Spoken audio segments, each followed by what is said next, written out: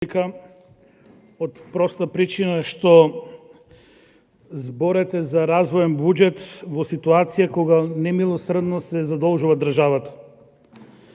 Граѓаните мора да бидат свесни дека истиот терк на буџет беше 17 година, 18, 19, 20, 2020, ланскиот буџет, значи нема развојна компонента. Да очекуваат истото да и се случи што и се случи предходните години кога Социјалдемократскиот сојуз е на власт.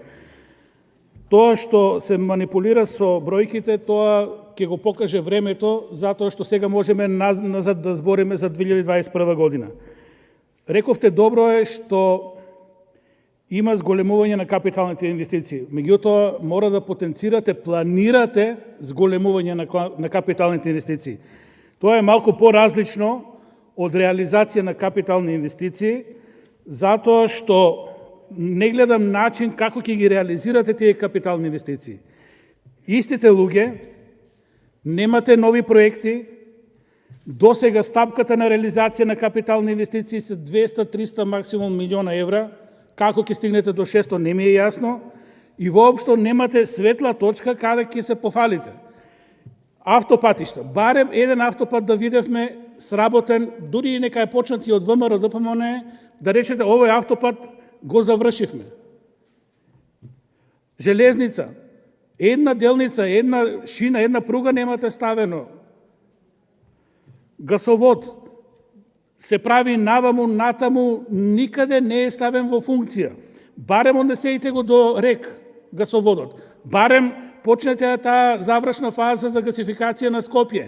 Граѓаните да осетат нешто бенефит од тие капитални инвестиции што ги правите. Немаме ниту една регулација на вода. Немаме ниту една нова брана во државата. Енергетика, 0 денари. Минимални планирања, прашање дали ќе се реализираат. Кај останатите ситни инвестиции во капитални инвестиции, 1-2 училишта ќе се направат, по некое патче, се зборите за 600 километри автопатишта, менете само асфалти и нешто ситно ќе реконструирате по училиштата колку да вашите директори има што да работат. Ништо не се работи, тука ќе потрошите 100-200 милиона евра, 100 милиона се реалните инвестиции во крупни капитални проекти кои не можат да мрднат од мртвата точка. Најспецифично, аеродромот во Штип, готов проект, завршена физибилити студија, се знаеше кој треба да го стопанисува, се знаеше парите од кај треба да дојдат, го раскинавте проектот и сега таму во сред поле ќе градите фотоволтаици.